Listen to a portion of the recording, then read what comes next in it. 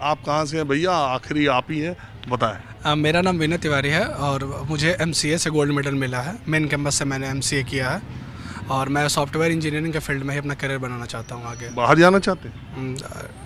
Sir वो उस हिसाब से फिर देखते हैं। नहीं, आपको मौका मिले तो आप विदेश जाएंगे? नहीं सर, हम पहले इंडिया के लिए काम करना चाहेंगे क्योंकि इंडिया में टैलेंट की कोई कमी नहीं है और हम जैसे सॉफ्टवेयर इंजीनियर अगर इंडिया में सब चीज़ें अगर मिले तो हम लोग यहीं पे काम करना पसंद करें। अरे इंडिया में तो नौकरी की कोई, अभी थोड़ा सॉफ्टवेयर में सुन रहे थोड़ा रिसेशन है क्या? सर जो रिसेशन था वो जो आया था वो वेस्टर्न कंट्री में ज़्यादा था और अगर आपके पास स्किल्स हैं और आपके पास डेडिकेशन है तो आपको इंडिया में भी अच्छी जॉब मिल सकती है। तो यहाँ कैंपस भी है आप लोगों को? Campus selection? यस सर, अभी कैंपस सिलेक्शन के लिए कंपनियाँ आएंगी जनवरी में, दिसंबर के लास्ट में, ऐसा बताया गया। तो एक मेरा सवाल ये है कि ये सॉफ्टवेयर के लोग जो बाहर जाते हैं, यस सर, उनको यहाँ मिल तो सकता है लेकिन वो आकर्षक पैकेज जो उधर मिलता है वो उतना इधर तो मिलता नहीं। सर अब ये सब चीज़ें सर गवर्नमेंट को इनिशिएटिव लेना चाहिए कि यूथ्स के लिए, इंजीनियर्स के लिए इंडिया में ही ऐसी अपॉर्चुनिटी डेवलप करें जिससे कि यूथ्स बाहर ना जाएं और इंडिया में रहें और इंडिया को अच्छे से डेवलप करें। तो सर ये इस चीज़ों को सर हम लोग को गवर्नमेंट लेवल पे भी काम करना पड़ेगा और बड़े बड़े इंडस्ट्रियलिस्ट को भी काम करना होगा इस पर। तो आपके पिताजी और आपकी पारिवारिक पृष्ठभूमि क्या है? सर मेरे पिताजी एग्रीकल्चर वेस्ट बिजनेस है और मेरी माताजी होम मेकर है और मेरी एल्डर सिस्टर है जो कि पीसीएस की तैयारी करती है। तो सर मेरे परिवार में शुरू से ही पढ़ाई का माहौल रहा था और मेरे जो भी गोल्ड मेडल मिला है मुझे प्रेसिडेंट के हाथों, इसका सर पूरा श्रेय सर मेरे टीचर्स को, मेरे फैमिली को और मेरे फ्रेंड्स को जाता है। तो आपने देखा ये जो बच्चे हैं इनके सबकी मैंने पारिवारिक पृष्ठभूमि, सारे किस तरह से पढ़ाई करके निकले और कितने सामान्य बच्चे हैं और जो एक चीज़ सब में देखने को मिली कि इनके सारों ने अपनी जो सफलता का श्रेय अपने माँ बाप को दिया। अच्छा, एक सवाल मैं आपसे पूछना भूल गया, आप विदेश आपकी प्राथमिकता है या आप देश में ही रहना चाहते हैं? अच्छा, देश में ही रहना चाहते हैं। इसकी वजह? सर मुझे अच्छा लगता है कि मैं इंडिया में रहूं और इंडिया के लिए काम करूं। मुझे सर यहाँ पे रहना अच्छा लगता है। सर मैं इंडिया को डेवलप करना चाहता हूँ। तो सर हम लोग सर अगर इंडिया में रहेंगे, इंडिया के लिए इंडिया में काम करेंगे तो सर इससे इंडिया का डेवलपमेंट बहुत अच्छे से होगा। चलिए, मैंने आप लोगों से आपके टॉपर बनने की कहानी, परिवार की कहानी, आपकी सोच, अब मैं बहुत जल्दी एक मिनट में या उससे भी कम आज के समाज और सियासत के बारे में आपकी अपनी राय क्या है? सर समाज और सियासत सर दोनों अपनी जगह अपना काम कर रहे हैं और हम यूथ सर अपना काम कर रहे हैं। तो सर यही चीज़ें नहीं, जिन मुद्दों को लेकर सियासत हो रही है, नौजवानों की, रोज़गार की, इसमें बात है नहीं। कोई धर्म की बात करता है, कोई जाति की बात करता है, कोई क्षेत्रवाद की बात। अब उत्तर दक्षिण का कहानी शुरू हो गई, इसको आप कैसे देखते हैं? सर टैलेंट सर पूरे इंडिया में है तो हमें इस सब चीज़ों पे ज़्यादा नहीं ध्यान देना चाहिए। जो हम लोग का सबसे बड़े प्रायोरिटी है वो हम लोग का ये है कि हम लोग अच्छे से अपना एजुकेशन लें और हम लोग अपने समाज के प्रति जो हमारा धर्म है उसको हम पूरा करें और बाकी हम लोग को इन सब चीज़ों में नहीं उलझना चाहिए। आप बताइए, आपकी क्या विचार हैं? अभी जो राजनीति चल रही है, जिस तरह से चल रही है, जिस तरह की भाषा का इस्तेमाल हो रहा है, जो चीज़ें आप देखते हैं उसको देख के आप क्या सोचते हैं? सर मेरा भी सेम जैसे भैया बोले उन्हीं की तरह है कि सबसे पहले अपनी पढ़ाई पे ही ध्यान देना चाहिए और समाज में जो रहा है उसके हिसाब से ही अपने आप वो करना चाहिए, डेवलप अपने आप को, और राजनीति में ज़्यादा वो नहीं करना चाहिए अभी स्टूडेंट। लेकिन गोल्ड मेडलिस्ट राजनीति में ध्यान नहीं देंगे। देखो वो इकोनॉमी वाले होता है, नेता बनना, वो अपना सब कहना सर बनाने का करियर। तो तुमको लगता है ये राजनीति खराब लोगों का क्षेत्र? नहीं सर, ऐसा कुछ नहीं है, सबके लिए अपना है। तो इस चीज़ में आप क्या मानते हैं अभी की सियासत के बारे में, जो जाति की, धर्म की, क्षेत्र की, अगड़ा पिछड़ा की, अमीर गरीब की? वो सर अपने लाभ के अनुसार कर रहे हैं और क्या, जो उनको करना है कर रहे हैं और वो हमारे करियर पे ध्यान देने वाले नहीं हैं। उनके बेटे कहीं ना कहीं सेट हैं तो हमें तो अपने पे करना ही है, अपने से ही जो करना है, उनके भरोसे थोड़ी रहना है। नेताओं पर आपको विश्वास है? 100% नहीं कह सकते सर। आप बताओ बिटिया, आपको आज की पॉलिटिक्स के बारे में जब सोचती हो तो क्या सोचती हो? मुझे लगता है कि ठीक है, मेरी जो भी गवर्नमेंट है वो ठीक है, बट थोड़ा ये वन वे जा रहा है क्योंकि पूरी तरह से बीजेपी का कोई ऐसा विपक्ष नहीं है सामने जो पूरी तरह से उसको कंपटीशन दे सके, तो शायद ये थोड़ा निरंकुश हो सकते हैं इन फ्यूचर, पर काम वो ठीक कर रहे हैं। और रही सियासत की बात, तो समाज में कई तरह के लोग हैं, हो सकता है किसी के हित में काम कर रहे हो तो किसी के लिए वो अहित में हो या उनके लाभ के लिए ना हो, तो जाहिर सी बात है सबको अपना विचार व्यक्त करने का अधिकार है, तो वो अपने हिसाब से उस मुद्दे को रख रहे हैं। और दूसरी जो विपक्ष की पार्टी है वो उसी मुद्दे को लेकर के लाइमलाइट में थोड़ा आ रही है, तो ठीक है। तो अगर मैं कहता हूँ आपके सांसद भी हैं, कल आने वाले भी हैं, प्रधानमंत्री नरेंद्र मोदी, अगर तुम्हें मौका मिले एक सवाल पूछने का या एक सुझाव देने का तो क्या दोगी? अगर सवाल पूछने का मिलेगा मौका तो हम यही पूछेंगे कि क्या उनके हिसाब से उनके लिए कौन ऐसा विपक्ष का पार्टी है जो उनको लगता है कंपटीशन दे दे।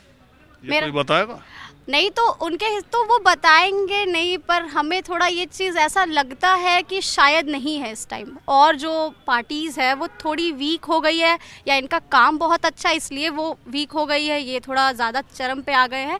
पर हम इनसे सवाल करेंगे कि उनको किससे डर लगता है। मोदी जी को पता है उन्हें किसी से डर नहीं लगता है, और अच्छी बात है, ये मैं बिल्कुल सपोर्ट करती हूँ उनके काम को। और अगर सुझाव देना हो तो वो पूरी तरह से मेरे हिसाब से तो वो एकदम परफेक्ट है, और उनके अंदर बहुत अच्छी क्वालिटी है एक राजनीतिक के रूप में, तो मैं उन्हें सुझाव तो देना नहीं चाहूँगी, मैं उनसे कुछ सुझाव ज़रूर ले लूँगी। अच्छा ठीक, आप क्या मानती हो? तुम्हारा तो पॉलिटिक्स में इंटरेस्ट है तो तुम बताओगी, अभी की जो पॉलिटिक्स चल रही है उसमें चेंज करना चाहती हो, इसी तरह का चाहती हो, या इश्यूज बदलने चाहिए, गोल पोस्ट अलग होने चाहिए? सर चेंज तो नहीं, लेकिन कुछ इम्प्रूवमेंट चाहती हूँ मैं। इम्प्रूवमेंट हेल्थ डिपार्टमेंट में, एजुकेशन सेक्टर में, और जो गवर्नमेंट जॉब मिल रही है या फिर प्राइवेट जॉब मिल रही है उसमें थोड़ा वैकेंसी बढ़ाएं।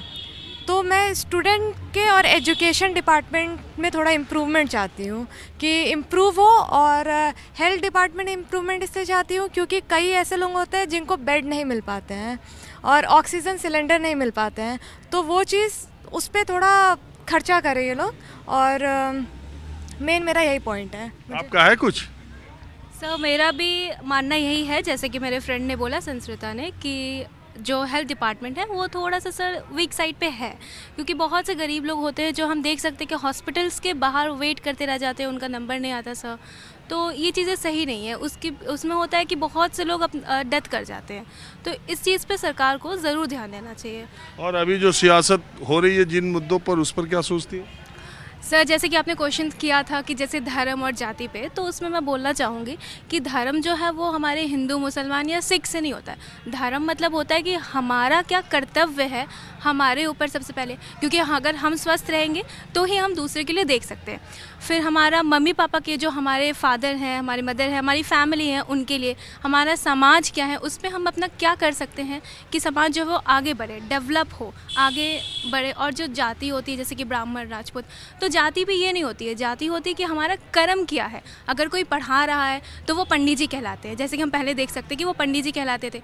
कोई रक्षा कर रहा है तो वो राजपूत कहला रहा है। ये नहीं कि हम किसी फैमिली में हमारा बर्थ हो गया तो हम उसी चीज़ को आगे लेके बढ़ रहे हैं। कर्म के हिसाब से जाति का निर्धारण होना चाहिए, ये पैदाइशी नहीं, यही ना? जी सर जी, यही तो लड़ाई चल रही है, हजारों सालों से यही बात कही जा रही है। आप क्या मानती हो बेटा? सर बस मेरा थोड़ा एम्प्लॉयमेंट को लेके कि थोड़ा सा रोजगार की तरफ ध्यान देना चाहिए सरकार को, क्योंकि ये सरकार रोजगार में फेल हो रही है क्या? फेल की बात नहीं है सर, पर ज़्यादातर जो युवा हैं वो अच्छी खासी डिग्री भी लेके, पढ़ लिख कर भी थोड़ा इस चीज़ को लेके स्ट्रगल कर रहे हैं आज के टाइम में नौकरी को लेके, तो इस पे थोड़ा सा ध्यान देना चाहिए। बस इतना ही मेरा मत है। आप बताओ। मेरा तो बस यही है कि स्पोर्ट में थोड़ी वैकेंसियाँ जुनी कम है, तो एक रिक्वेस्ट है कि वैकेंसियाँ थोड़ी निकाली जाए। बाकी तो सब दीदी जैसा बोली कि हेल्थ के लिए, वो बहुत सही बोली हैं दीदी, बस यही था। आप बताओ बेटा। मेरा मानना है कि इस संस्कृत को विश्व की सबसे वो बोलते हैं फेनेटिक है ना, ये कंप्यूटर के लिए बहुत मुफीद भाषा है संस्कृत, ऐसा बोलते हैं ना? हाँ सर, हम चाहते हैं कि संस्कृत को भी मतलब जो खो चुकी है संस्कृत इस आज के समय में, उसे ऊपर उठाया जाए, और एज ए पीएम और संस्कृत का पढ़ने वालों का सबसे ज़्यादा सम्मान किया जाए। सबका होना चाहिए, पर वो सबसे जननी है वो सभी भाषाओं की, तो उसे सबसे पहले स्थान पे रखा जाए।